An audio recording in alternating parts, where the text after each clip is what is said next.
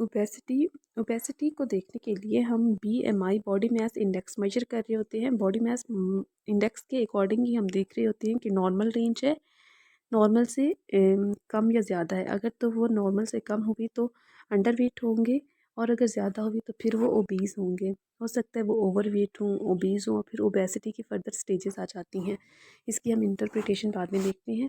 इसी की बेसिस पे ओबेसिटी, ये जो फैट, जैसे कि ओबेसिटी में फ़ैट की डिस्ट्रीब्यूशन ज़्यादा होगी बॉडी में, तो फैट डिस्ट्रीब्यूशन की जो डिस्ट्रीब्यूशन है वो दो तरह की हो सकती है, सेंट्रल ओबेसिटी और पेरिफेरल ओबेसिटी। सेंट्रल ओबेसिटी में फैट्स जो है वो सेंट्रल बॉडी में एक्यूमुलेट होते हैं। सेंट्रल बॉडी में जो हमारा मेजर मेजर साइट्स हो जाती हैं वो है एब्डोमेन और ट्रंक रीजन। पेरिफेरल ओबेसिटी में जो फैट्स एक्यूमुलेट होता है वो थाई और बटक्स रीजन में होता है, मतलब बिलो दी हिप लेवल। अब इसमें जो हम डायमीटर्स मेजर कर रहे होते हैं सेंट्रल और पेरिफेरल ओबेसिटी को देखने के लिए, वो दो डायमीटर्स हैं, बाईह्यूमरल डायमीटर और बाईट्रोकेंटेरिक डायमीटर। बाईह्यूमरल डायमीटर जो है वो हम लेते हैं almost mid of the trunk को बनता है, जहाँ पे दोनों ह्यूमरस बोन्स जो हैं वो हैंगिंग पोजीशन में होंगी, और वहीं से हम मैक्सिमम जो डायमीटर बनेगा वो लेंगे। सेंट्रल ओबेसिटी में जैसे कि हमने बात की थी कि एब्डोमेन में एक्स्ट्रा फैट्स एक्यूमुलेट होगा, तो बाई ह्यूमरल डायमीटर जो है वो हमें ज़्यादा मिलेगा सेंट्रल में as compare two by trochanteric diameter.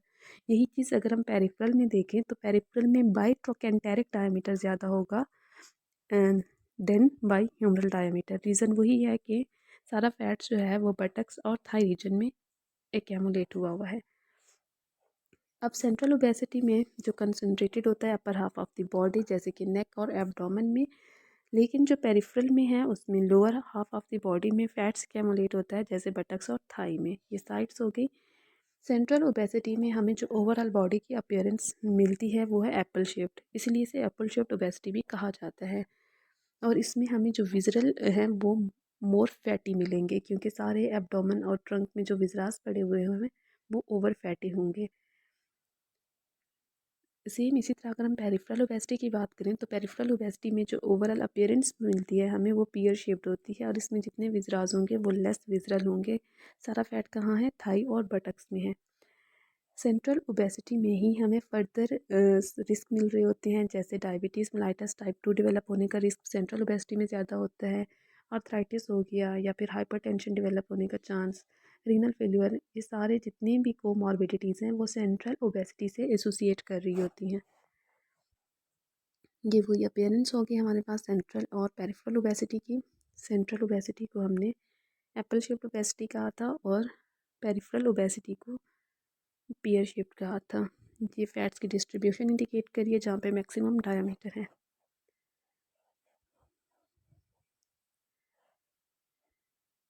Central obesity fats में है, नेक में, ट्रंक रीजन में, अपर ट्रंक में, और पेरिफेरल ओबेसिटी लोअर ट्रंक में, थाइज और बटक रीजन में। ये इनकी ओवरऑल अपीयरेंस हो गई। इसी को अगर हम देखें तो बॉडी की अपीयरेंस को हम तीन टाइप्स में डिवाइड कर देते हैं। नॉर्मल अपीयरेंस हो सकती है, गोइनिकाइड हो सकती है, या फिर एंड्रॉइड हो सकती है।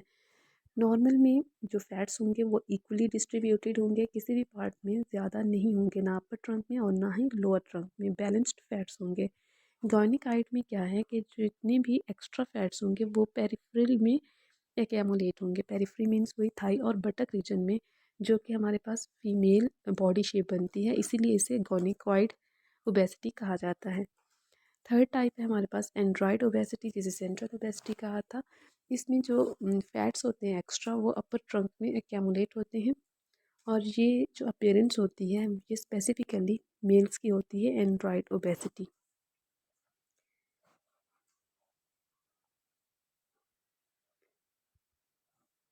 ये वही अकॉर्डिंग टू बीएमआई अगर हमें 18.5 से 24.9 के बीच मिल रहा है तो ये नॉर्मल वेट होता है। अगर इससे कम मिला तो वो अंडर वेट्स होंगे। ओवरवेट जब बीएमआई बॉडी मास इंडेक्स 25 से 29.9 के दरमियान होगा। ओबीस, अब ओबीस का लेवल देखना है 30 या 30 एबव। 34.9 तक ओबीस होते हैं। सवियर ओबीस कब होंगे? 35 प्लस में होंगे, 35 टू 39.9। और 40 प्लस में जब भी बीएमआई मिलेगा तो वो मॉर्बिडली ओबीज होंगे। मॉर्बिडली ओबीज का मतलब इसमें कोमॉर्बिडिटीज़ भी डेवलप हो चुकी होंगी जब बीएमआई 40 होगा। कोमॉर्बिडिटीज़ में कौन कौन सी कंडीशन मोस्ट कॉमनली डेवलप होती हैं? डायबिटीज़ मेलाइटस टाइप 2 है, हाइपरटेंशन है, कोई भी हमें जॉइंट डिजीज़ मिल सकती है, आर्थराइटिस वगैरह। तो ये सारी कोमॉर्बिडिटीज़ हमें बीएमआई 40 या फिर मोर देन 40 में मिलेंगी। बीएमआई कैलकुलेट कैसे करते हैं? इसमें हम वेट और हाइट मेजर कर रहे होते हैं। Weight in KG divided by height in metre square.